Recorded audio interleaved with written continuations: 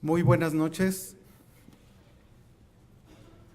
A nombre de la mesa directiva del Colegio Mexicano de Urología en su sección centro, les damos la más cordial bienvenida a esta sesión académica mensual. En este miércoles 6 de julio de 2016 tenemos el siguiente programa. Iniciamos con la presentación de casos clínicos a cargo de residentes de urología y a las 20:45 iniciaremos con la sesión académica del día de hoy,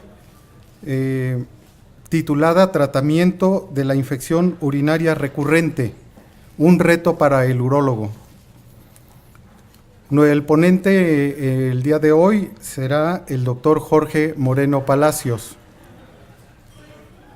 A continuación se dará el nombre del ganador del concurso de casos clínicos, la lectura del acta de la sesión anterior y asuntos generales, y al final un ambigú patrocinado por Laboratorios Grunenthal. De modo que bienvenidos el día de hoy. Le pido al doctor León Octavio Torres Mercado si nos hace favor de continuar con la presentación de casos. Gracias, doctor. Buenas noches a todos. El día de hoy tenemos 3 casos clínicos. Vamos a empezar por el doctor Israel Presteguín Rosas. Le pedimos que pase. Ya les cargo aquí, ¿verdad?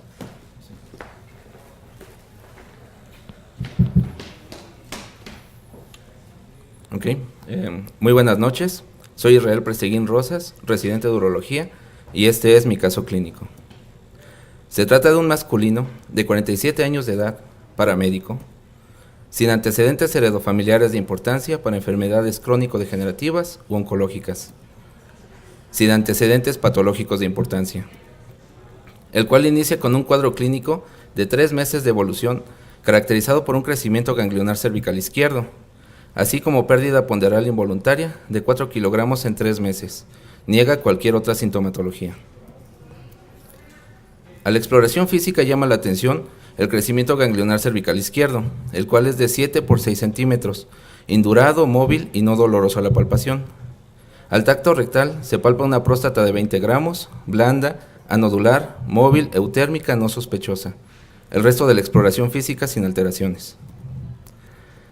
Se le realizan estudios de laboratorio, biometría hemática, química sanguínea y electrolitos séricos sin alteraciones, así como pruebas de función hepática dentro de parámetros normales y marcadores tumorales iniciales, el CA199, alfa-fetoproteína, antígeno carcinoembrionario, DHL y gonadotropina coriónica igual dentro de parámetros normales. Se le realiza una tomografía simple y contrastada, en la cual se documenta un crecimiento ganglionar izquierdo, de 75 por 57 milímetros, el cual es de 40 unidades Hounsfield, que refuerza la aplicación de medio de contraste hasta 70 unidades Hounsfield, así como crecimiento ganglionar retroperitoneal en el territorio paraórtico, intercabo aórtico y paracaval, de la altura de las arterias renales hasta la ilíaca interna a nivel paravesical, el cual también es de 40 unidades Hounsfield, que refuerza la aplicación de medio de contraste hasta 70 unidades Hounsfield.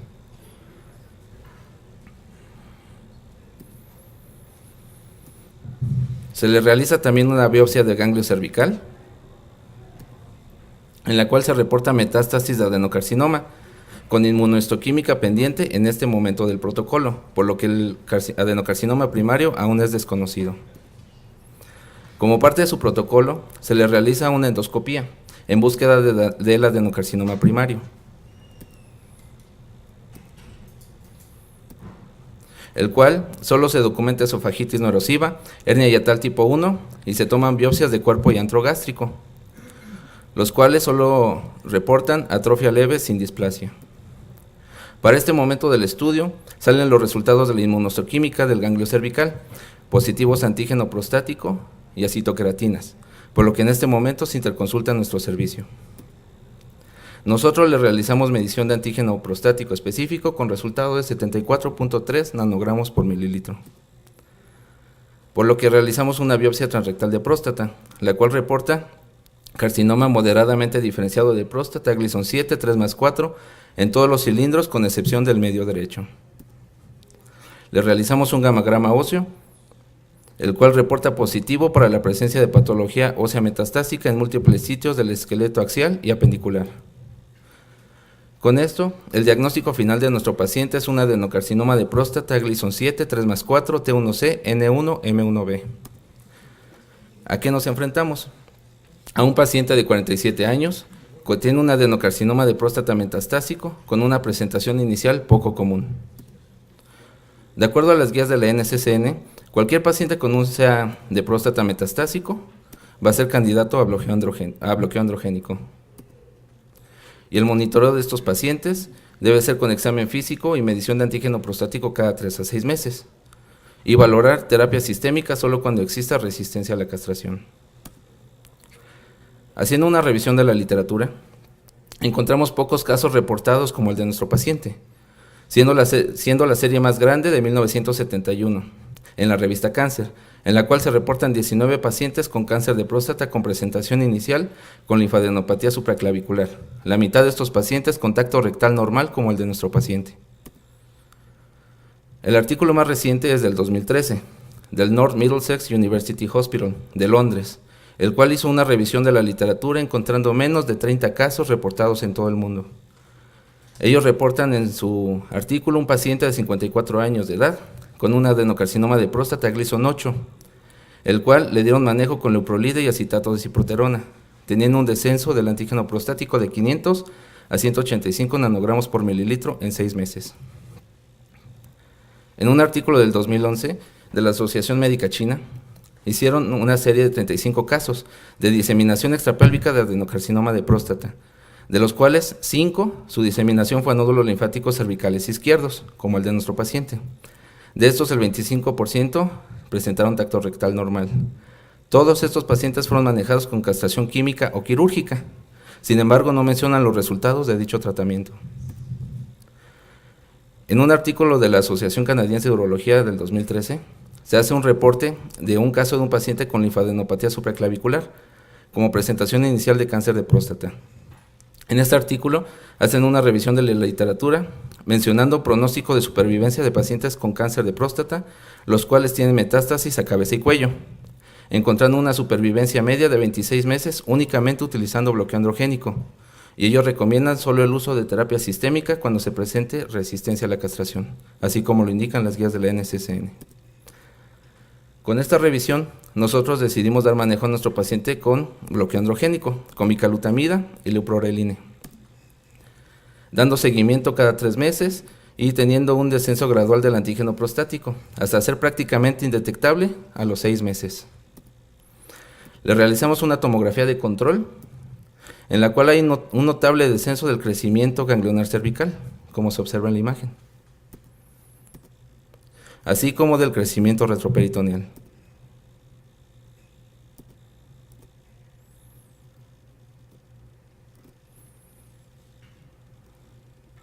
Actualmente nuestro paciente sigue en seguimiento y completamente asintomático.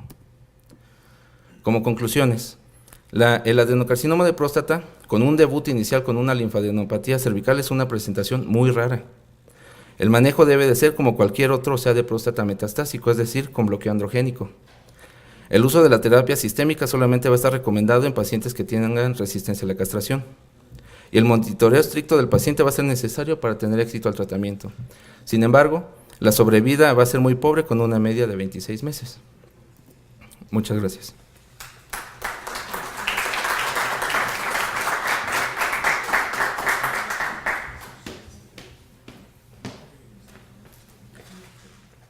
Muchas gracias, doctor. Le pedimos al doctor Guillermo Medrano que pase para el siguiente caso.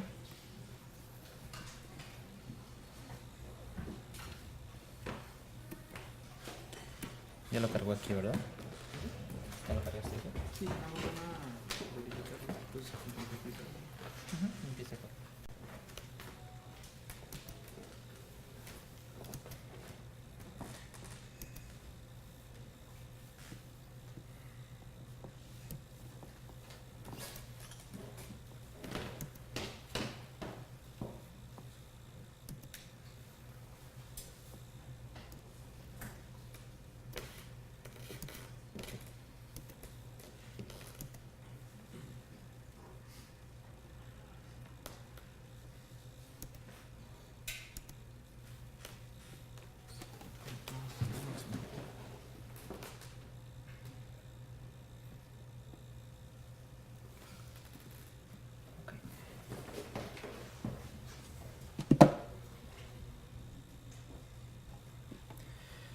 Buenas noches, yo soy el doctor Medrano, residente de urología, y voy a presentar el caso que nosotros desarrollamos. Es un femenino de 60 años de edad, originario y residente de la Ciudad de México. Los antecedentes heredofamiliares no son relevantes para el padecimiento actual. Los no patológicos presenta tabaquismo pasivo durante 20 años y los demás agentes de exposición negados. Los antecedentes quirúrgicos en 1970 con una apendicectomía sin complicaciones, en el 75 con una histerectomía por miomatosis también sin complicaciones, hematuria, lituria, RAO u otros antecedentes urológicos negados. Los antecedentes ginecobstétricos no son relevantes. Los patológicos, ella es hipertensa y dislipidemia en tratamiento médico, alérgica a la metoclopramida, sulfas y penicilina, traumatismos negados. Su padecimiento actual inicia en diciembre del 2014 con dolor en fosa renal izquierda de moderada intensidad, por lo que acude con médico de primer contacto, quien receta analgésicos con leve mejoría. Sin embargo, en abril del 2015 presenta un cuadro doloroso recurrente con náuseas, vómito ocasional y síntomas generales que sería astenia, ainamia y pérdida ponderal no cuantificada, por lo cual se decide su ingreso e inicia protocolo de estudio. Mediante tomografía se detecta quiste renal complejo izquierdo gigante. La exploración física muestra signos vitales normales, con un soplo sistólico en foco aórtico, abdomen globoso, expensas de panículo adiposo, con dolor a la palpación profunda en mi abdomen izquierdo, sin datos de irritación peritoneal, lo demás negado. Se realiza un ultrasonido renal izquierdo, multifrecuencia con escala de grises, en la cual se demuestra en polo superior y en inferior imágenes heterogéneas sin reforzamiento acústico, mientras que en región central con ecogenicidad en relación a parénquima renal residual. Se realiza una tomografía computarizada con máxima intensidad de medio de contraste endovenoso, en la cual hay una tumoración renal izquierda y, dependiente de polo superior e inferior, hipodensa, la cual presenta 10 unidades Hounsfield, que a la aplicación del medio de contraste no refuerza. En la región interpolar también hay una imagen hiperdensa en relación a probable parénquima renal residual con 50 unidades Hounsfield. A la aplicación del medio de contraste llega hasta los 100. La tumoración con bordes regulares definidos que genera compresión sobre estructuras adyacentes sin invadirlas. En la reconstrucción se aprecia que la tumoración refuerza no solo en el área interpolar, sino también en los bordes periféricos, sobre todo en el área superior. Los ganglios linfáticos fueron negativos. Hasta el momento tenemos un quiste renal Bosnia 4 con Karnowski de 80%, ECOG 4, T2B, N0, M0, etapa clínica 2 de la NCCN, por lo cual es candidato a una nefrectomía radical izquierda. Se realiza la valoración preoperatoria. En el electrocardiograma demostramos una isquemia anterolateral inferior, por lo cual se realiza un ecocardiograma corroborando la isquemia epicolateral e hipocinesia septal. El 24 de abril de 2015 se realiza por hemodinamia una angioplastía coronaria con colocación de stent. A su ingreso del hospital se contraindica cualquier procedimiento quirúrgico en 3 a 6 meses. Como evolución del caso, el 8 de julio del 2015 reingresa a nuestro hospital por continuar con dolor en mi abdomen izquierdo. Niega otra sintomatología sin datos de urgencia quirúrgica. 2 días después, con signos vitales de TA de 90-50, taquicardia con taquipnea, una evolución tórpida con agudización del cuadro álgico, palidez generalizada, intranquila diaforética, con datos de irritación peritoneal. Se realizan laboratorios, los cuales se comparan los de ingreso, del segundo ingreso con los de urgencia, con una disminución de la hemoglobina de 11.6 a 4.2, hematocrito de 35 a 13.3 y un aumento de los leucos de 6.9 a 13. Se decide un evento quirúrgico urgente realizando una laparotomía exploradora más lavado de cavidad, nefrectomía radical izquierda, con un hemorretroperitoneo de 3000, tumor izquierdo renal de 30 por 22 por 18 centímetros, multilobulado, con áreas quísticas y sólidas, parénquima renal desplazado caudalmente con zonas de necrosis y un orificio de 1 centímetro de diámetro en la cara anterior, un sangrado total de 5000. Se tuvo múltiples transfusiones y pasa a la unidad de terapia intermedia, donde estuvo 5 días para un reingreso a piso. La muestra se envía al definitivo. Es importante mencionar infiltración neoplásica en la cápsula y el tejido adiposo, además de necrosis presente en el 40% de la muestra. En las laminillas se demuestra una neoplasia maligna fusocelular sarcomatoide pleomórfica con alto índice mitótico y abundante necrosis tumoral. En el panel de inmunohistoquímica fue negativo a las citoqueratinas, actina, HMB45, CD34, CD10, S100 y fue positivo a la bimentina, lo cual nos origina una tumoración de origen mesenquimal sarcomatoso. Por todo esto tenemos como diagnóstico un sarcoma pleomórfico renal que debuta con un síndrome de Wunderlich. Haciendo la revisión de los casos, primero vemos que el sarcoma pleomórfico fue descrito por O'Brien en el 64, es una neoplasia extremadamente rara con 29 casos reportados hasta el 2012, De la sexta a la séptima década de la vida es más frecuente con síntomas inespecíficos. Es más frecuente en las extremidades con un 49%, en un retroperitoneo el 16%, cuenta con elementos fibrosos e histiocíticos. La mayoría de los pacientes requiere una quimioterapia adyuvante, sin embargo la tasa de mortalidad fue de 66% en el primer año post-nefrectomía. Va a contar con marcadores positivos para las células mesenquimatosas y células del sistema fagocítico mononuclear. Entre los factores de mal pronóstico se encuentran la edad, el tamaño, la localización, la invasión, necrosis tumoral, índice mitótico y metástasis a distancia. El tratamiento ideal es una cirugía radical temprana, sin embargo 50% de los pacientes fallecen en un año. La recurrencia local es del 20% con metástasis a distancia de 30% y está indicada la quimioterapia. Sin embargo, solo el 30% de los pacientes muestran una respuesta parcial. La radioterapia ofrece poco o ningún beneficio. El pronóstico en general es pobre con una sobrevida a los 5 años menor del 14%. No existen criterios específicos para realizar el diagnóstico de este sarcoma muy raro. Sin embargo, debe haber no debe existir una historia de sarcoma en otro órgano para excluir metástasis. La apariencia debe ser compatible con un origen renal.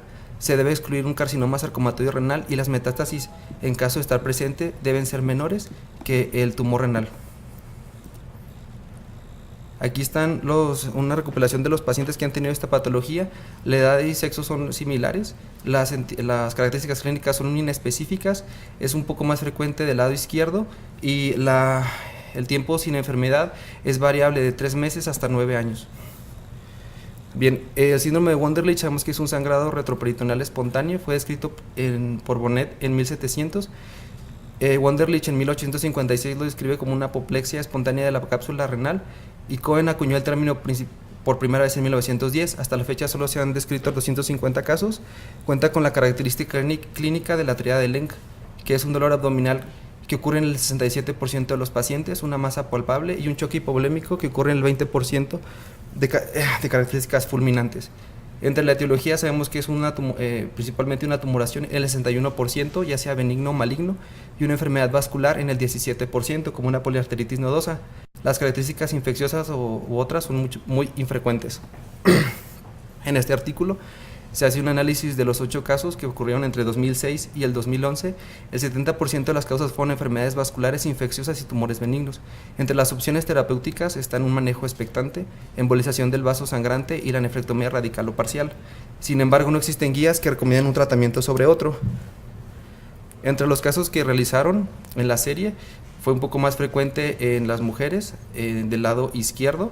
El abordaje que ellos realizaron fue una nefrectomía abierta en 5 casos, pero 3 pacientes pudieron hacer un abordaje laparoscópico y fue más frecuente un angiomiolipoma. Bueno, como las conclusiones, tenemos que el síndrome de Wunderlich es una urgencia quirúrgica que requiere alta sospecha clínica y un tratamiento inmediato. El sarcoma plemórfico es una neoplasia altamente agresiva e infrecuente con un diagnóstico prequirúrgico difícil. En México no se han reportado casos hasta la fecha. La decisión completa ofrece la única posibilidad de cura, sin embargo la mayoría de los pacientes fallecen en los primeros 2 años. La terapia adyuvante, ya sea quimio o radioterapia, no ha demostrado eficacia y estas 2 entidades infrecuentes y tienen un alto grado de complicaciones. Debido a su baja prevalencia no existen guías para su manejo, lo que dificulta su diagnóstico temprano y tratamiento oportuno.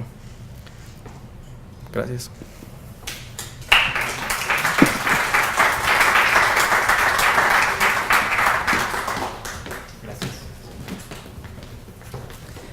Bueno, y el tercer y último caso del día por el doctor Marcos Mesa Salgado.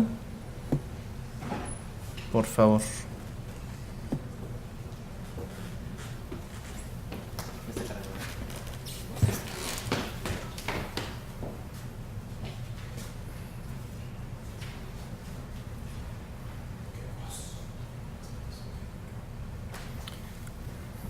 Hola, ¿qué tal? Buenas noches. Mi nombre es Marcos Mesa Salgado, residente de 3 años de neurología. Tenemos como caso en la ficha de identificación una paciente femenino de 70 años de edad, estado civil viuda, religión agnóstica, escolaridad en posgrado en lingüística, de origen de Moldova, pero originaria y residente del Distrito Federal. Dentro de sus antecedentes serofamiliares, tiene un hermano solamente con diagnóstico de cáncer de pulmón.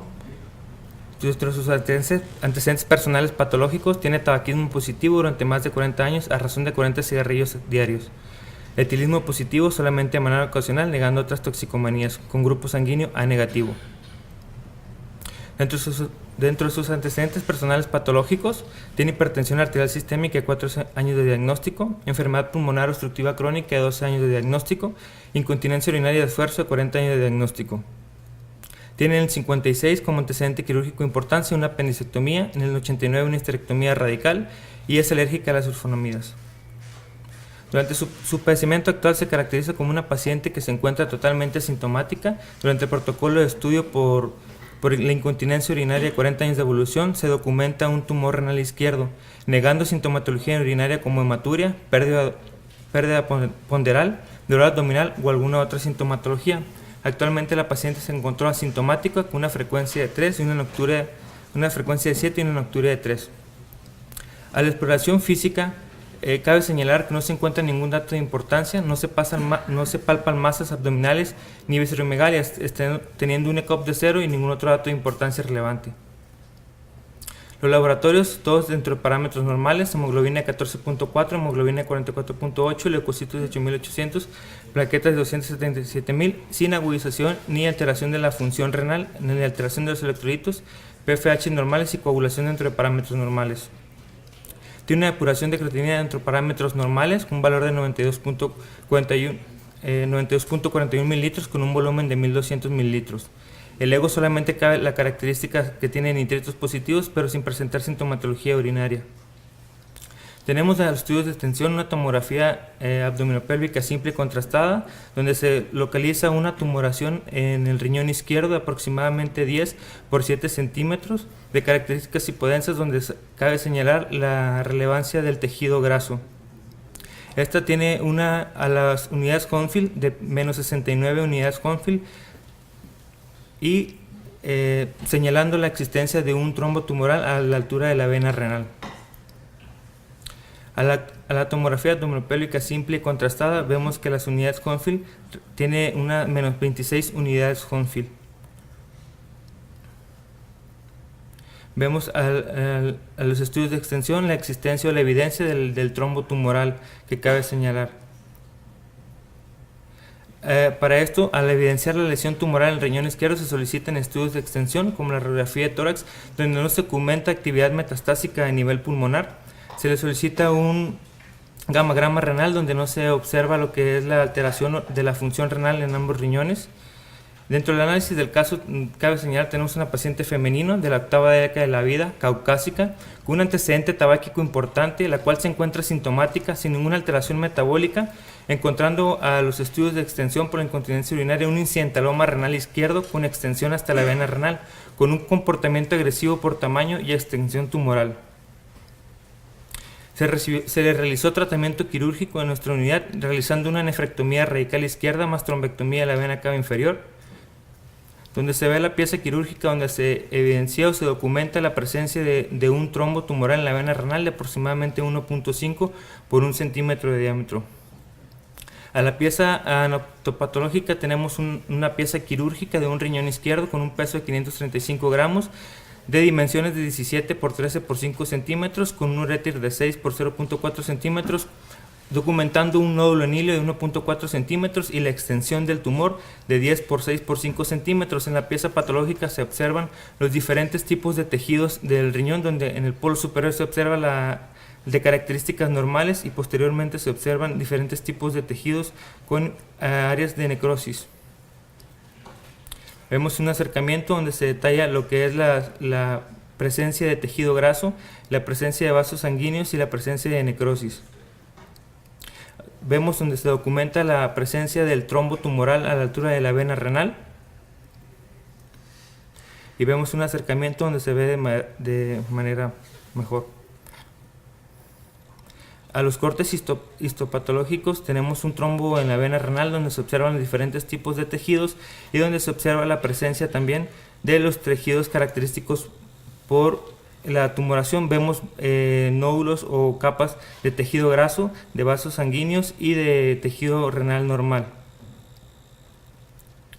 Con todo esto tenemos un diagnóstico anapatológico de un angiomilipoma localizado en segmento medio de 10 centímetros de eje mayor que infiltra el seno renal y vasos venosos con formación de un trombo tumoral.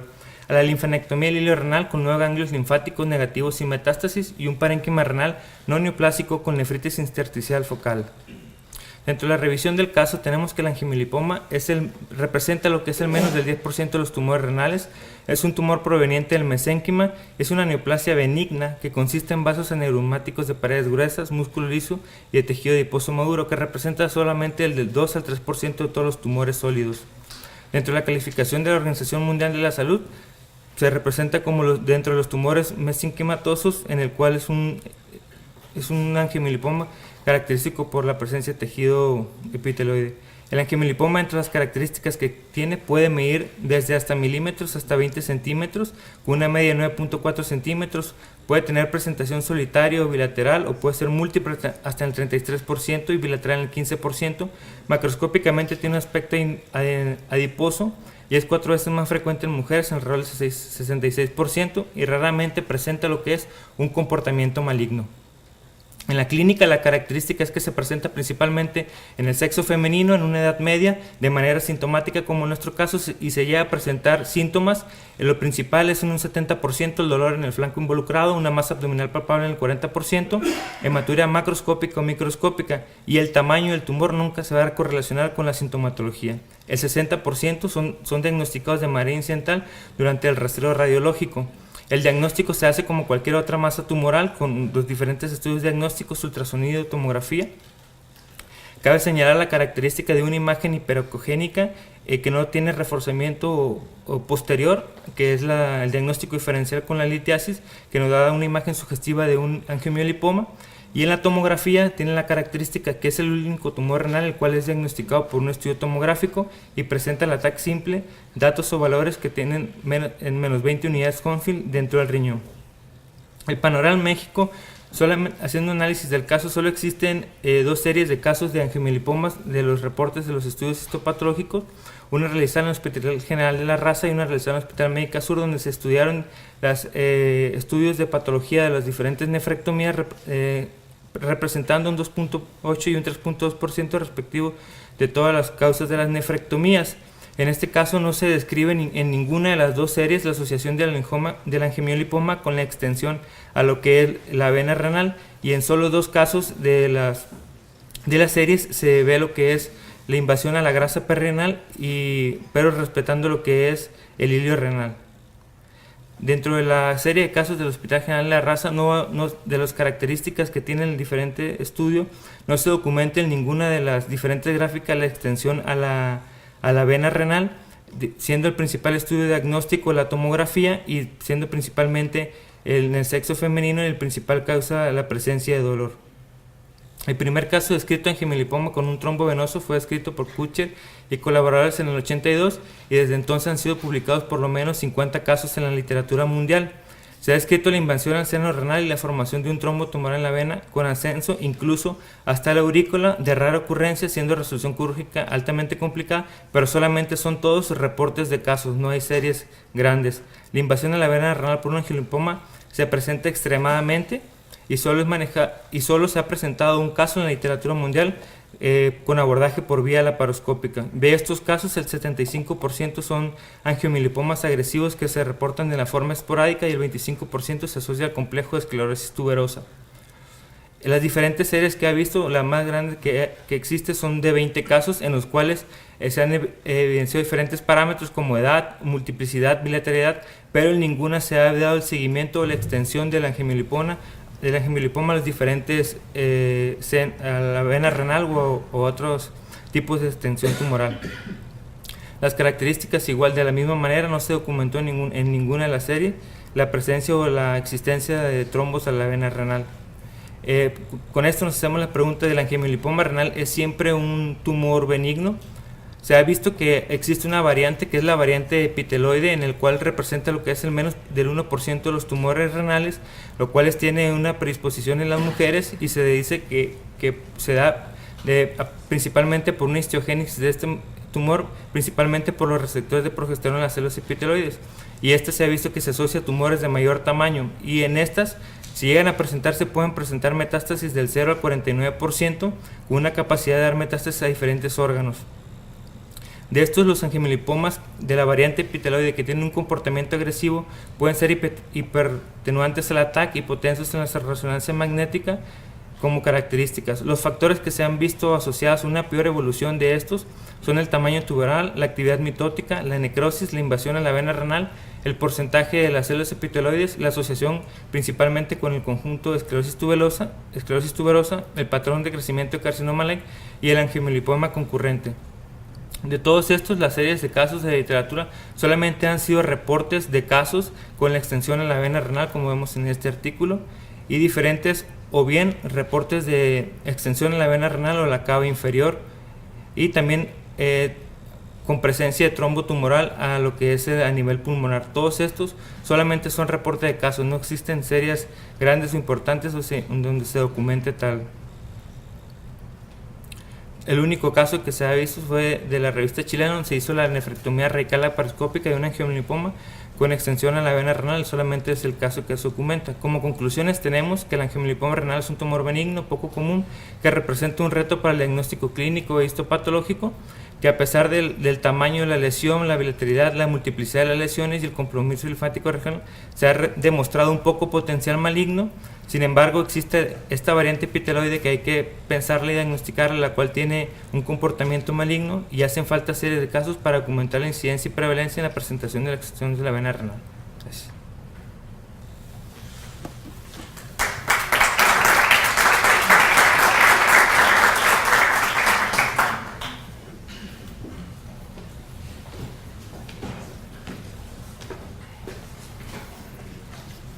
Gracias, doctor Torres Mercado. Bien, deseo enviar un saludo a todos los socios del colegio del resto de la República Mexicana y de algunos otros países que también nos ven a través de la página del colegio. Bien, continuando con nuestra orden del día de la sesión académica del día de hoy, quiero invitar al doctor Jorge Moreno Palacios, urólogo del Hospital de Especialidades del Centro Médico Nacional Siglo XXI, para exponer su tema, tratamiento de la infección urinaria recurrente, un reto para el urólogo. Gracias, doctor. Un segundo en lo que cambiamos de tecnología.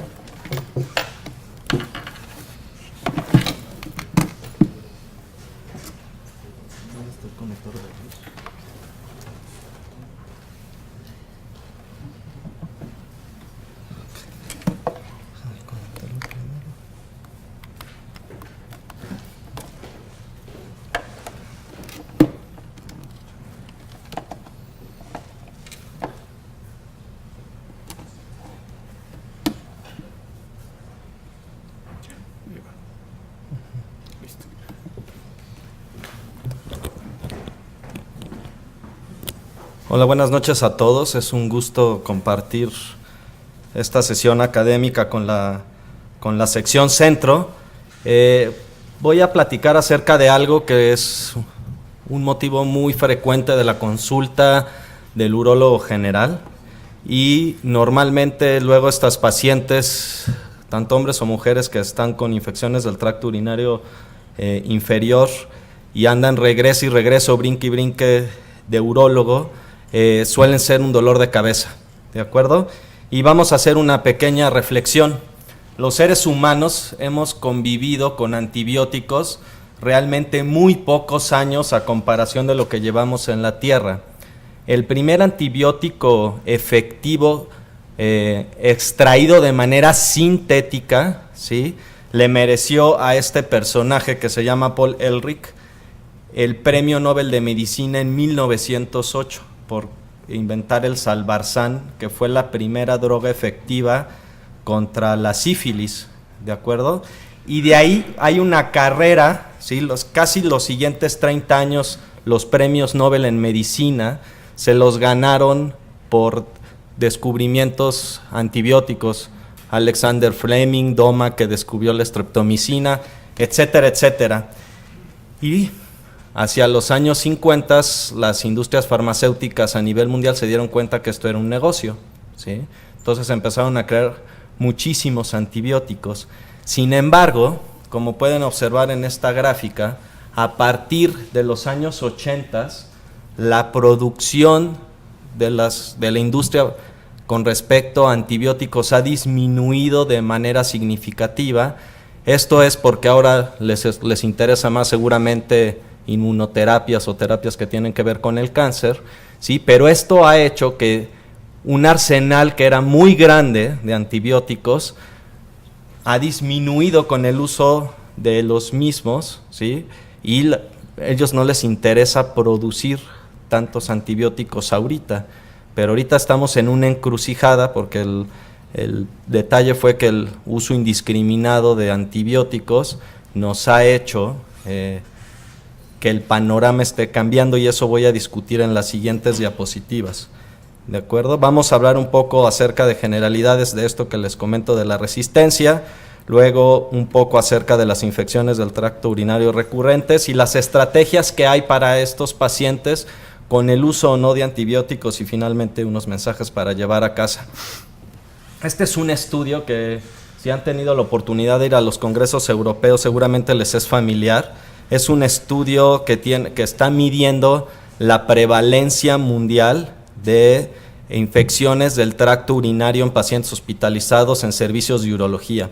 Como pueden observar, en rojo están los países que están participando. Lamentablemente nuestro país no fue invitado, pero bueno, de América Latina está Chile y Argentina encabezando ahí la representación, y ya casi han censado más de 39,000 pacientes, donde lo que están buscando es un estudio netamente bacteriológico, y lo que quieren ver es a qué bacterias nos estamos enfrentando y con qué las estamos combatiendo. Como pueden ver en esta diapositiva, ¿sí?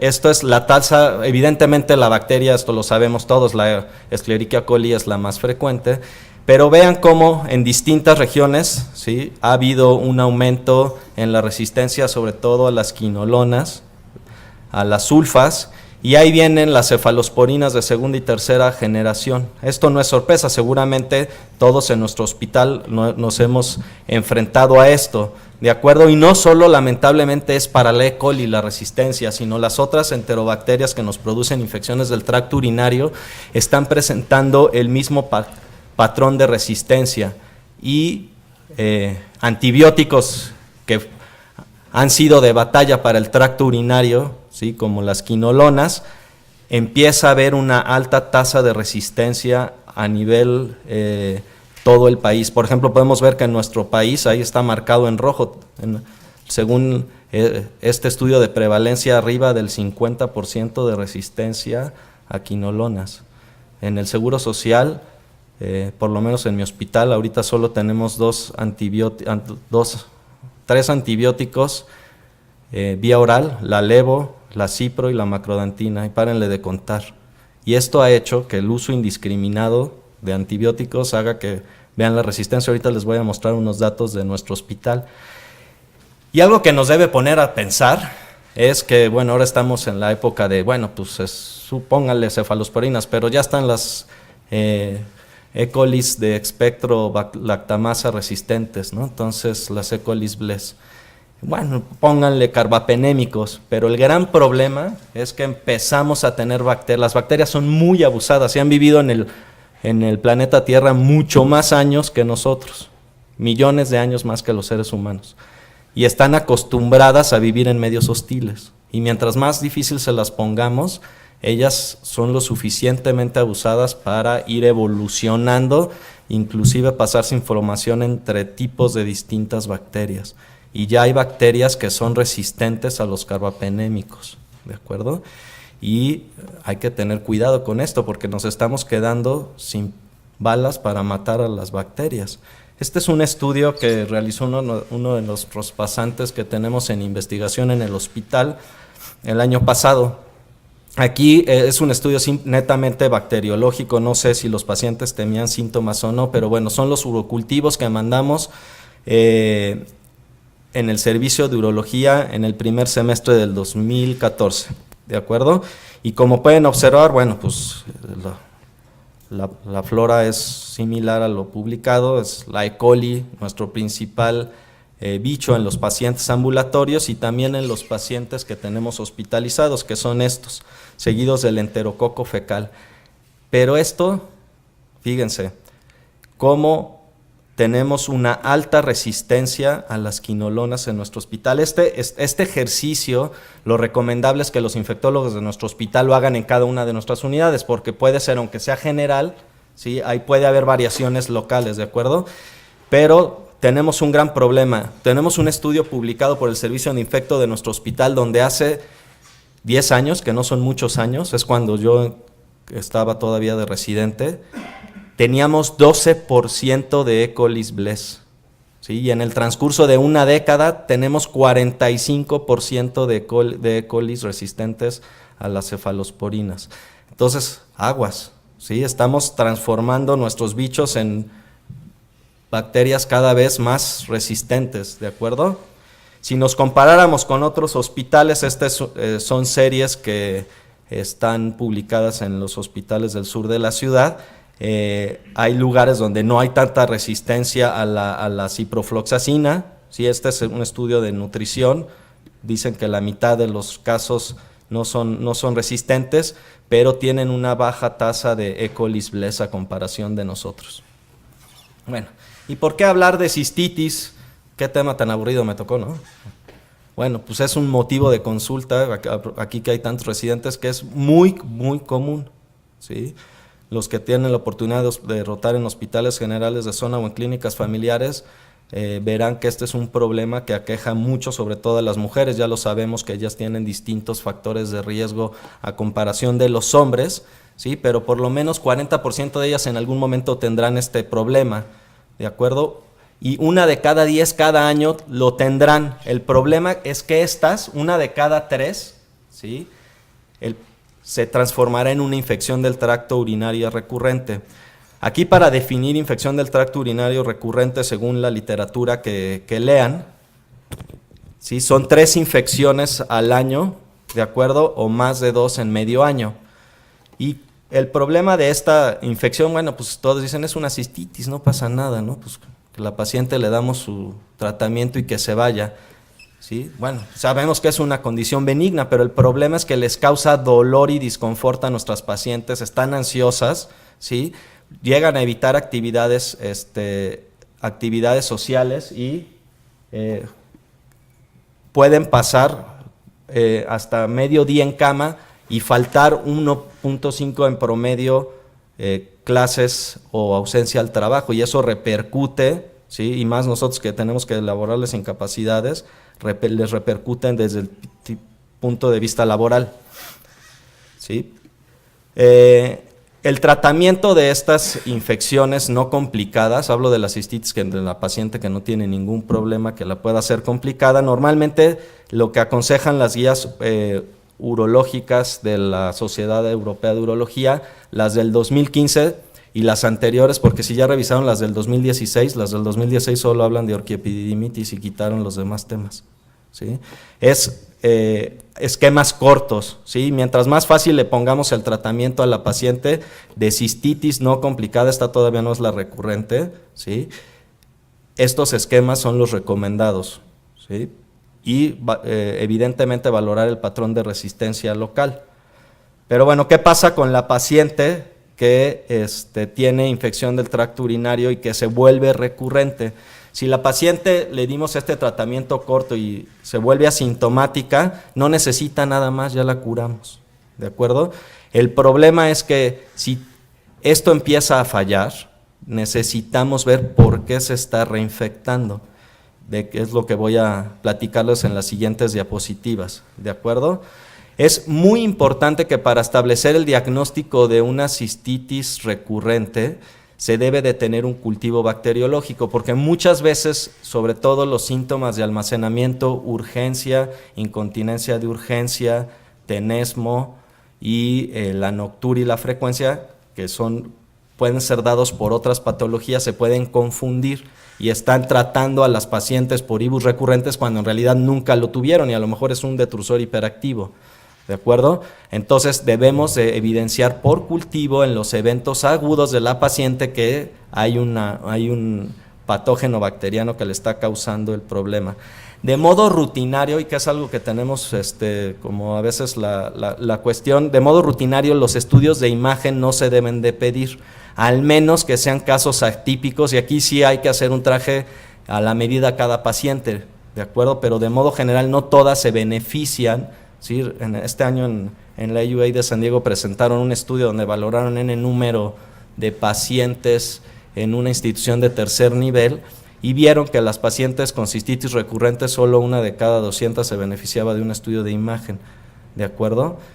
Pero eso no es toda la realidad, ni son todas las pacientes, ¿de acuerdo? Esto es mucho el traje a la medida. Y es muy importante establecer qué es lo que les tenemos que investigar, residentes, la historia médica de IBU. De hecho, si mi mamá o mi hermana tiene, yo tengo hasta a veces según la serie que lean, 2 veces más riesgo de tener IBUs, ¿de acuerdo? ¿Y cómo estoy yo con respecto a mi historia pasada? La presencia de enfermedades que pueden alterar mi sistema inmune. Es muy importante porque ahora estamos en la medicina ni de siquiera revisar a las pacientes. Hay que hacerles una exploración ginecológica y ver la calidad de los tejidos, sobre todo en las pacientes posmenopáusicas, ¿de acuerdo? Y ver las características del periné. Hay pacientes que, sobre todo las que fueron sometidas a partos, que les hicieron una corrección de una episiotomía bastante fea y dejaron de manera normal el periné, y eso hace que, a pesar de que la paciente sea limpia, tenga colonización del perineo por materia fecal que viene del ano, y sea la causa de la infección del tracto urinario recurrente, ¿de acuerdo? Ahorita vamos a ver cómo las mujeres, evidentemente el factor de riesgo más importante para tener infección del tracto urinario está asociado a la vida sexual en el 30% de los casos, pero el uso de diafragmas y espermaticidas, que es muchas veces, si le preguntan a las mujeres, ni siquiera saben que los condones vienen lubricados en ocasiones con sustancias que matan a los espermatozoides, pero también barren con los bacilos de Doderland de la vagina, y eso promueve o contribuye a la infección del tracto urinario, y es una pregunta súper sencilla de hacer, y estas cosas todas son conductuales que les podemos modificar a las mujeres, ¿de acuerdo? El uso reciente de antibióticos es importante para planear el tratamiento que yo le voy a dar, la presencia o no de incontrol, y lo que nos recomiendan los europeos son estas dosis antibióticas profilácticas, ¿de acuerdo? La nitrofurantoína de 50 a 100 miligramos al día en macrocristal, que es la que tenemos aquí, trimetoprim o trimetoprim con sulfa, ¿de acuerdo? A dosis baja o 2 veces a la semana, o la fosfomicina de 3 gramos cada 10 días. Y en el embarazo, por la contraindicación que sabemos de todos estos medicamentos, en el embarazo se puede utilizar esta cefalosporina, ¿de acuerdo? Pero sin embargo, recuerdo, esto es uso de antibióticos. Finalmente podemos hacer bacterias resistentes, ¿de acuerdo? Entonces, la nueva corriente, sobre todo europea, es que tenemos que ahorrar antibióticos para cuando sí los necesitemos. Entonces, ¿qué otras opciones tenemos? ¿De acuerdo? Entonces, las guías europeas dicen que la profilaxis de antibióticos solo se debe de dar cuando hemos cambiado las medidas conductuales, y ahorita vamos a platicar justo de esto, ¿de acuerdo? ¿Qué manejo conductual hay? Bueno, evidentemente pues esta a nadie le va a gustar, ¿no? Si el motivo de la infección es la actividad sexual, ¿sí? Es que las quiten. Esto es utópico, ¿de acuerdo? Pero bueno, es una medida que podría funcionar. Bueno, lo de los espermicidas que ya les había comentado, pues que usen condones que no lo tengan. Siempre es importante que después de la relación se le recomiende a la paciente que orine posteriormente, ¿de acuerdo? No dilatar la micción, que eso estamos acostumbrados a las mujeres que son tan especiales para ir al baño, se esperan hasta el baño limpio de la casa y pasaron horas, ¿sí?, con su vejiga llena, y eso podría aumentar el riesgo de tener infección, ¿de acuerdo? Aunque no lo crean, ¿sí?, me ha tocado ver señoras mayores, hablo de más de 70 años, que toda su vida se han limpiado la cola al revés, o sea, el ano se lo limpian hacia la vagina. Parece tonto, ¿sí?, pero son de las cosas que a veces se nos olvida preguntar y que es súper sencillo corregir, ¿de acuerdo? Y Una medida conductual que ahorita les voy a platicar es lavar el ano con agua y jabón, ¿de acuerdo? Y esto está basado en una medida que hacemos todos los días, todos nosotros en los hospitales, que nos ponen ahí el letrero de lavarnos las manos antes de hacer una revisión, una exploración, un paciente y después. Esa maniobra en hospitales como el siglo XXI le ahorra en uso de antibióticos, según lo que nos dicen los infectólogos, 18 millones de pesos al año por lavarnos las manos. ¿Por qué no pasamos esa técnica, ¿sí?, a esa zona que aparte es contaminada? Vean, este es un estudio ya un poco viejo, pero vean cómo los días de actividad sexual, mujeres que tienen actividad sexual bastante frecuente, el riesgo de tener infecciones prácticamente de 100, ¿de acuerdo? Y dependiendo de la frecuencia también, el riesgo aumenta. Hace algunos años el doctor Maldonado y el doctor Serrano, con esta historia que le estoy platicando del lavado anal posdefecación, hicieron este estudio que está publicado en el boletín. Lamentablemente los resultados, bueno, era una muestra, era un estudio piloto, fue muy cortito. Hacer un estudio de este tipo en hospitales de tercer nivel es extremadamente difícil porque no es la paciente tipo que está en las clínicas familiares o en los hospitales generales de zona, pero bueno, finalmente aquí la conclusión es que es igual que el antibiótico. Sin embargo, hemos sido en el servicio bastante tercos en indicar esta maniobra porque creemos que sí tiene un beneficio. Bueno, ahora voy a hablar de cosas no antibióticas que pueden ayudar, ¿de acuerdo? Este es un estudio clásico del doctor Shlomo Raz. Los estudios que hay con estrógenos, tanto orales como vaginales, son de la década de los 90. Entonces, por vía oral no sirven, entonces no les voy a platicar de eso, les voy a platicar de los que sí sirven, que es por vía vaginal. Estos estrógenos, lo que él hizo fue dar una crema vaginal con 5 miligramos de estriol cada noche por 2 semanas y luego 2 veces a la semana por 8 meses, y a otras les dio crema con placebo, crema que no tenía nada. ¿De acuerdo? Y a lo largo del estudio, la prevalencia de infección por año, como pueden observar, es significativamente menor con respecto al placebo. Sin embargo, este es un segmento chiquito de la población, solo son las posmenopáusicas, ¿de acuerdo? No sirve en ninguna otro tipo de pacientes más que en esto. Les recomiendo este metaanálisis, es de lo mejorcito que hay en la literatura con respecto a infecciones del tracto urinario recurrente. Está publicado hace 3 años en el Journal of Urology.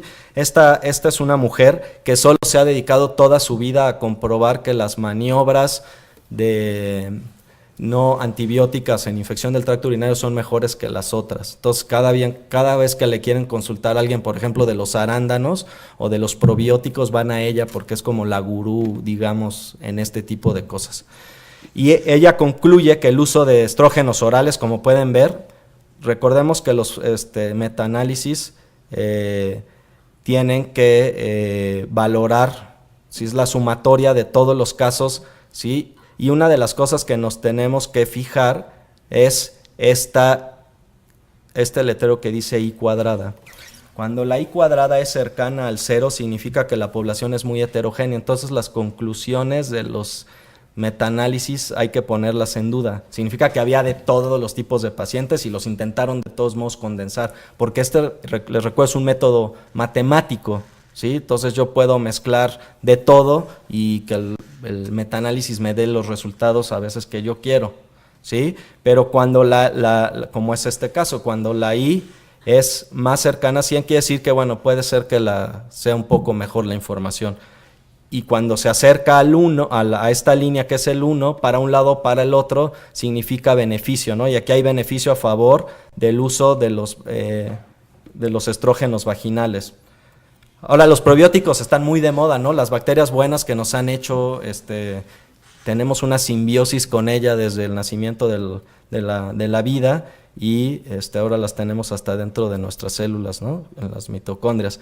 Bueno, este uso de probióticos, el gran problema, ¿sí? Lo que intentan es mejorar la calidad de los bacilos de Doderland que viven en la vagina.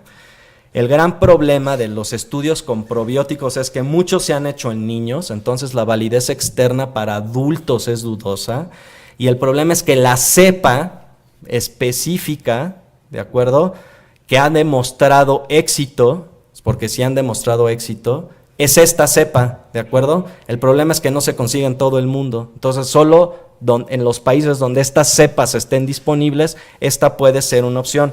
En México, ¿sí?, hay un producto que se llama Lactiflora, ¿no?, que lo están promoviendo para este problema de la infección. Bueno, tiene Lactobacillus acidophilus, Rhamnosus, ¿sí?, y Streptococcus thermophilus, o sea, solo comparte una de del único estudio que ha demostrado beneficio.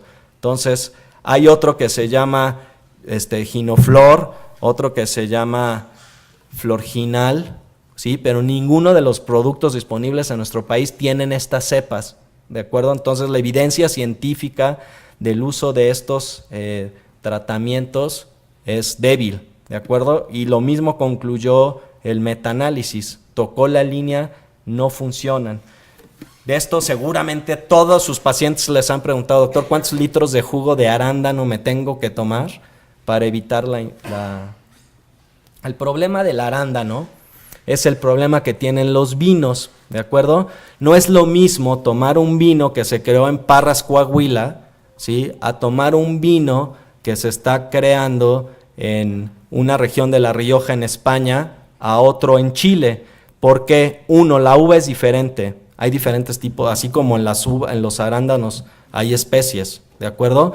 2, la concentración de taninos de las uvas es distinta según la región. Lo mismitito le pasa al arándano, y el problema es que el arándano usa esta sustancia que se llama la proantrocianidina. Esta es la sustancia activa, y dependiendo de dónde se haga el arándano, ¿sí?, es si tiene mucha concentración de esta sustancia o no. Entonces el problema es que se necesita una calidad alta en el cultivo de los arándanos para que los arándanos sean efectivos, ¿de acuerdo?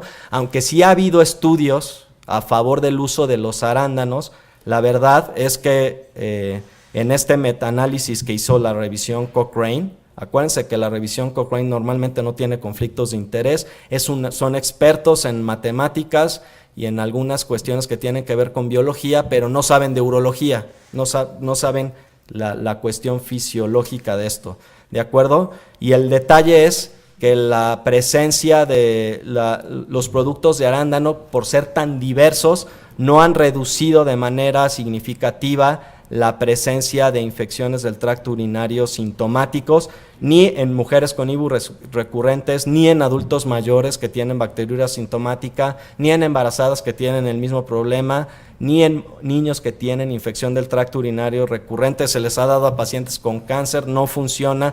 Pacientes que dependen de cateterismo por tener una vejiga neurogénica, no funciona, ¿de acuerdo? Entonces, el arándano hay que ponerle un signo de interrogación. Curiosamente, la doctora Berpot puso en su metaanálisis solo 2 de los 24 estudios que hay de arándano, y en ese estudio dice que el arándano sí sirve, ¿de acuerdo? Pero la evidencia es a favor de que no. Próximamente vamos a escuchar de esto lo van a empezar a vender en las tiendas GNC, ¿de acuerdo? De hecho, en las tiendas GNC de algunos estados de Estados Unidos ya lo venden.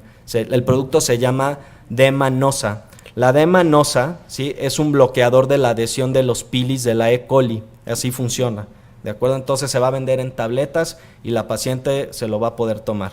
Y está basado en este estudio que se publicó hace un par de años, donde compararon a 3 grupos que eran pacientes que les dieron Demanosa con nitrofurantoína a pacientes sin profilaxis, y como pueden observar, hay una disminución importante, es similar a la nitrofurantoína, similar al antibiótico, pero hay una disminución importante con respecto a el uso contra el placebo, y lo pueden ver en esta curva de prevalencia. Fíjense cómo hay una diferencia, ¿no?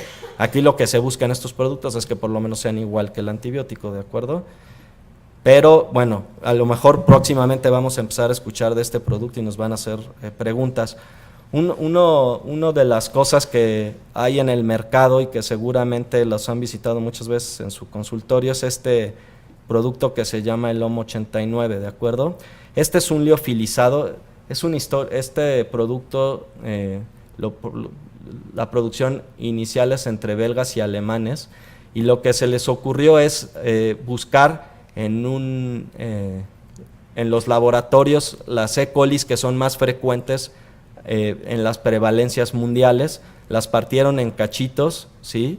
Y de esas 18 colis dan pedacitos de información genética de las mismas que funcionan como estimulante. Y curiosamente, yo sé que muchos los han oído, yo sé que muchos de los que están aquí me han dicho que no sirve este producto, ¿sí? Pero la evidencia científica demuestra lo contrario.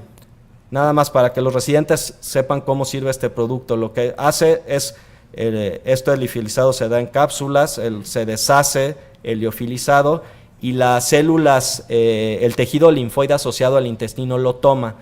Llegan las células M, reconocen los antígenos, ustedes son más expertos en inmunología que yo, y lo que hace la célula presentadora de antígeno es llevárselo a los macrófagos, se los llevan a los linfocitos, y unos linfocitos se encargarán de hacer una respuesta citotóxica y otros producir inmunoglobulinas. Las inmunoglobulinas que nos interesan aquí son las IgAs, porque al final de cuentas son las que se van a excretar en la vía urinaria. Hay que tener en cuenta que esto es un inmunoestimulante, o sea, estamos aumentando la defensa natural que tenemos, ¿de acuerdo? No crea una memoria biológica como lo crea una vacuna. Y eso es importante, es otro concepto inmunológico. Y vean, este es un metaanálisis y la recurrencia en todos los estudios, ¿de acuerdo? Aparentemente hay una disminución entre el 30 y 50%, o sea, similar a los otros productos que les he enseñado, con respecto a la presentación o no. Este fue el primer estudio, ¿sí? Es un estudio doble ciego multicéntrico, se realizó, como les comento, en Alemania y Bélgica, y lo que hicieron fue a darles a 134 hombres y 26 mujeres, a unos placebo y al otros esta sustancia, ¿de acuerdo? La sustancia es de 6 miligramos y les dieron todos los días durante 3 meses, y a otros pacientes los mantuvieron solo en vigilancia activa. El corte final iba a ser al 6º mes, ¿de acuerdo? Y el desenlace que vieron era la presencia o no de bacteriura, definido como un cultivo de más de 10 a las 5 unidades formadoras de colonias, y la presencia, el uso o no de antibióticos, y al final de cuentas cerca del 50% disminuyó, o sea, similar al uso de la D-manosa, de los estrógenos, o sea, todos comparten más o menos este promedio de disminución de las recurrencias. De acuerdo, una cosa interesante que ellos vieron es que el consumo de antibiótico de modo global también disminuyó a la mitad, ¿sí? Pero bueno, una de las cosas que siempre y yo mismo les he preguntado a los del Urovaxón es, bueno, ¿y qué cada cuánto hijos de la fregada le tenemos que estar inmunoestimulando el sistema para que esta cosa funcione? La verdad es que la única evidencia científica que tienen es este estudio. Este estudio es, se le conoce como el estudio Bauer porque así es el doctor que lo diseñó. Lo que querían saber era qué pasaba a largo plazo con los pacientes. Entonces el estudio lo hicieron a 1 año. No hay ningún estudio en IBUS recurrentes que dure más porque es muy caro, porque es muy difícil mantener a las pacientes capturadas tanto tiempo y metodológicamente es muy difícil. Pero bueno, lo que hicieron aquí fue lo mismo. El primer trimestre les dieron el booster, luego dejaron descansar y luego cada mes, tomando los primeros 10 días del mes, pastillas, se los dieron al mes 7, 8 y 9. Y lo que vieron a largo plazo es que hay una disminución hasta del 34% de la presencia de IBUS recurrentes. No hay más. Jorge, ¿qué pasa después del año?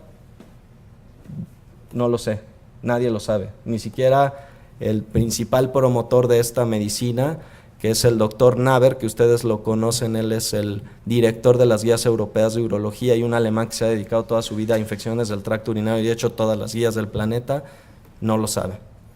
Él le sigue dando trimestralmente, y eso es opinión de expertos, un booster cada 3 meses, ¿de acuerdo? Pero bueno, eso es lo que hay con respecto a esta información. En el metaanálisis de la doctora Berpot es el que mejor evidencia científica tiene. Cuando los intervalos de confianza en los rombitos se hacen muy estrechos, o sea, el rombito es muy estrecho, significa que la medicina es mejor. ¿De acuerdo?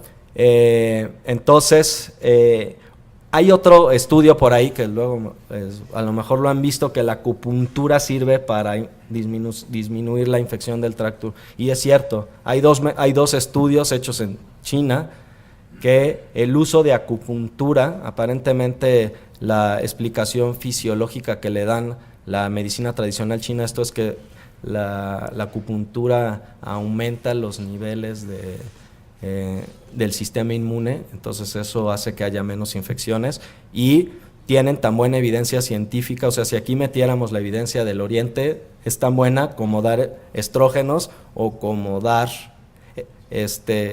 OM89 o como dar arándanos. El detalle está en que estos tipos de estudios son difíciles de hacer. Hay una mujer con infección del tracto urinario recurrente, la cuestión es bastante multifactorial a veces, y llegar a una decisión de toda esta información muchas veces puede ser difícil, por eso sigue siendo un reto para nosotros tomar la decisión correcta. Pero bueno, ya, vamos a los mensajes para llevar a casa. Hay que tomar en cuenta que el uso indiscriminado de antibióticos va a tener nuestras consecuencias, ¿de acuerdo? Siempre es muy importante ver en el lugar donde yo estoy parado para saber cuál es el patrón de resistencia local, y seguramente no es lo mismo aquí que en Chiapas, ¿de acuerdo? Y hay otras opciones que no implican el uso de antibióticos. Las medidas de manejo conductual son las más importantes, más que las medicinas, ¿de acuerdo? Entonces, las medidas higiénicas hay que ofrecérselas, eso es recomendación grado A de todas las guías que tienen que ver con esto, ¿de acuerdo? Siguiente, las medidas antibióticas, si se decide, pues si vamos, lo utilizamos, ¿de acuerdo? Entonces, siempre utilizar dosis reducidas, el antibiótico después de la relación sexual o una terapia corta automedicada. Esas son las 3 modos de dar medidas profilácticas antibióticas, ¿de acuerdo? De las medidas no antibióticas, la recomendación de los estrógenos es grado C, ¿de acuerdo? Algunos estudios lo apoyan. Los probióticos, ¿de acuerdo? Orales no sirven, intravaginales solo sirve esta cepa en específico que les dije, y el estudio fue en niños, es una recomendación grado B. Los arándanos, la recomendación es una recomendación grado C, necesitamos más evidencia, y el uso del liofilizado es una recomendación grado B. Muchas gracias.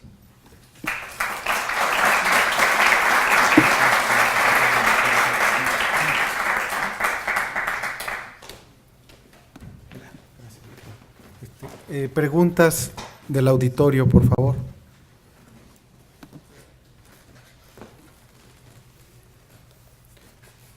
Digo, Sí. Yo, más que preguntarte algo, quiero hacer un comentario. Creo que es un tema un poquito escabroso. Parece fácil, pero no lo es. Te felicito por la presentación, cortito. El problema es que actualmente hay que... Esta cosa aquí. es un micrófono para que los de online no se escuchen. Parece el chavo del 8. Pero bien, hablar de infección de vías urinarias es hacer toda una clasificación. Quizás esto parezca el tema más fácil, la recurrencia, sobre todo infecciones en mujeres. Al parecer hay un fondo familiar y probablemente un fondo genético, porque no todas las mujeres, algunas pueden tener esporádicamente una infección, pero sí se ha visto eso que dijiste, de que si ha habido mujeres en la familia, generalmente estas presentan recurrencias y al parecer se hereda, o sea, vamos a ponerlo entre comillas. ¿Y qué es lo que vamos a hacer? Generalmente es un tratamiento empírico corto, lo que debemos de tratar. Hablar de otras infecciones ya sería meterse a otros sentidos. La famosa bacteriuria sintomática, que también es algo que se trata y que se sigue tratando y que no se debe de tratar. Es la conclusión a la que han llegado los infectólogos. Deja la bacteria ahí si mientras no te hace daño, ¿no? Y también el otro, el uso indiscriminado de antibióticos. que precisamente por eso se recurrió a esta norma, a hacer las normas para que la prescripción sea totalmente con receta. ¿Por qué? Porque hemos creado resistencias terribles. Tú lo dijiste bien, la genética de las bacterias, pues así juega. Tú le pones algo, pues se va a defender. Pero al final del tiempo también como que se les olvida y vuelven los antibióticos que ya usamos, vuelven a ser efectivos en este sentido. Yo creo que aquí es un tema bastante interesante y en esa situación, y por eso te felicito por la presentación. Creo que nos debemos llevar y de todo lo que se dice, ¿no?, en la parafernalia de las arándanos, de todo esto. Creo que las mejores medidas son las medidas higiénicas. Claro. Enseñar a las niñas desde pequeñas a defecar y bañarse. Yo creo que es la mejor costumbre. También decirles que usen pantaletas de algodón o por lo menos con puentes de algodón. Ahora con el uso de pantaletas de nylon, eso produce que la humedad sea mayor y eso hace que la reproducción de bacterias a nivel del perineo sea mayor, ¿no? Y también el tratamiento de las mujeres posmenopáusicas, también el uso de estrógenos, pero también tiene su límite. Después de los 65 años, pues como que ya nadie se anima a darle estrógenos a una mujer por problemas que pueden tener. Felicidades. Gracias. Gracias. ¿Alguna otra pregunta?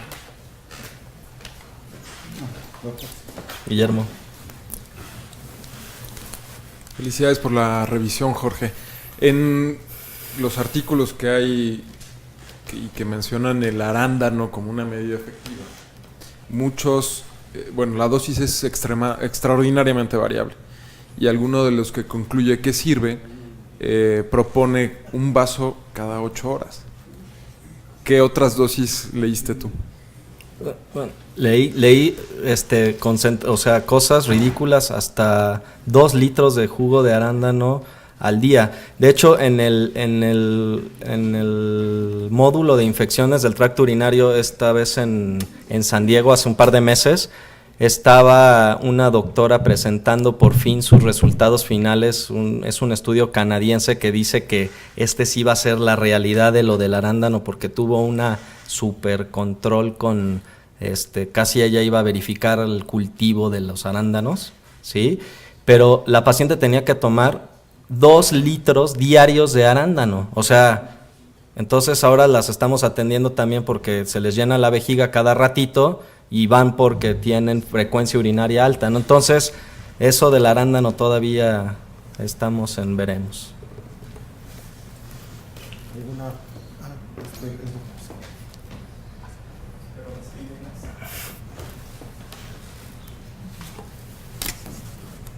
Muchas felicidades.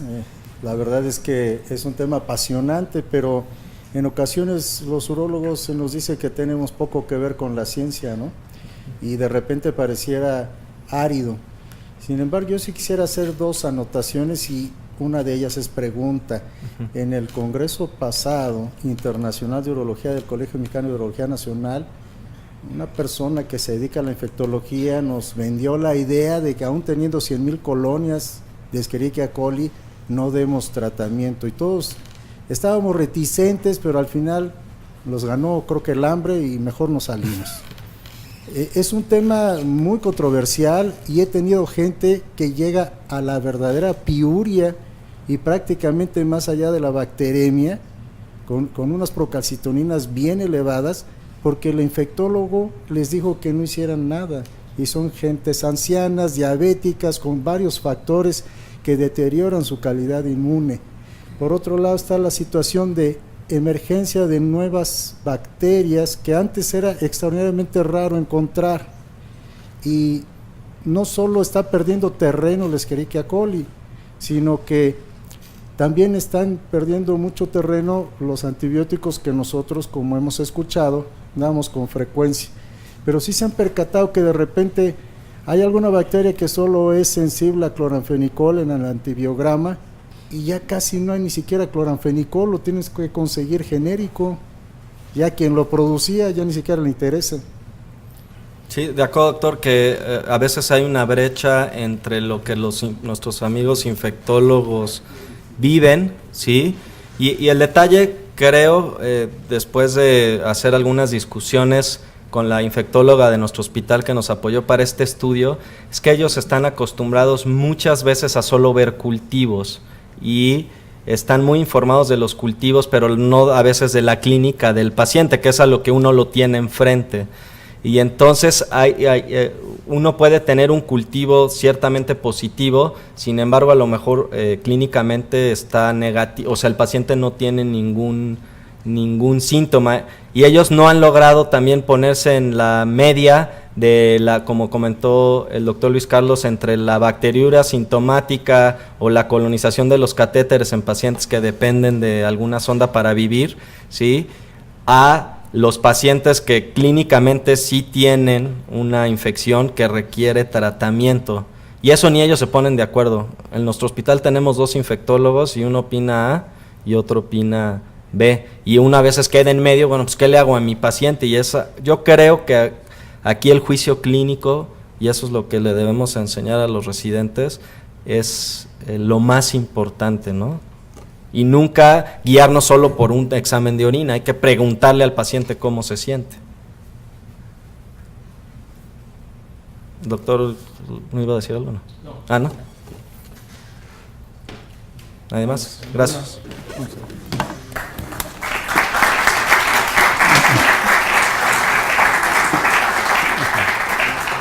Doctor Jorge Moreno Palacios, el Colegio Mexicano de Urología en su sección centro le agradece su excelente presentación sobre tratamiento de la IBU recurrente. Muchas gracias, doctor. Gracias.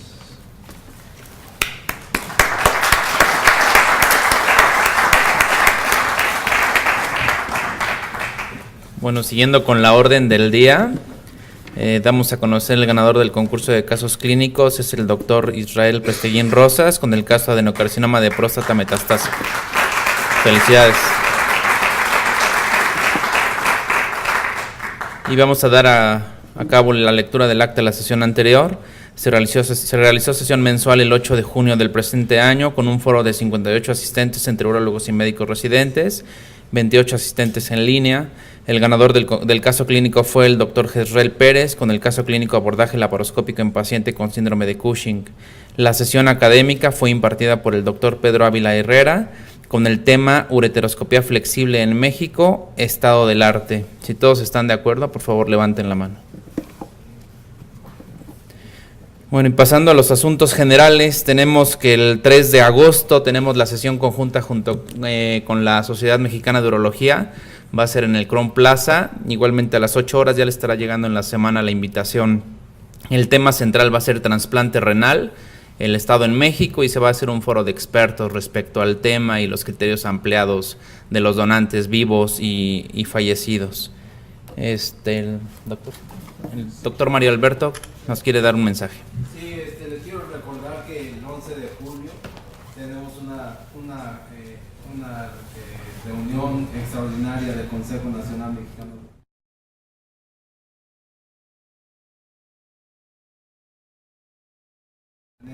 Así es de que rogamos que su presencia en ella, porque vamos a tratar cosas importantes y cambios cardinales dentro del manejo de la manera de calificar después de esto. Gracias. Gracias, entonces nos vemos ahí en la sesión. El Ambigú de hoy es patrocinado por Grunenthal. Nuevamente gracias al doctor Jorge Moreno, podemos pasar. Gracias a todos.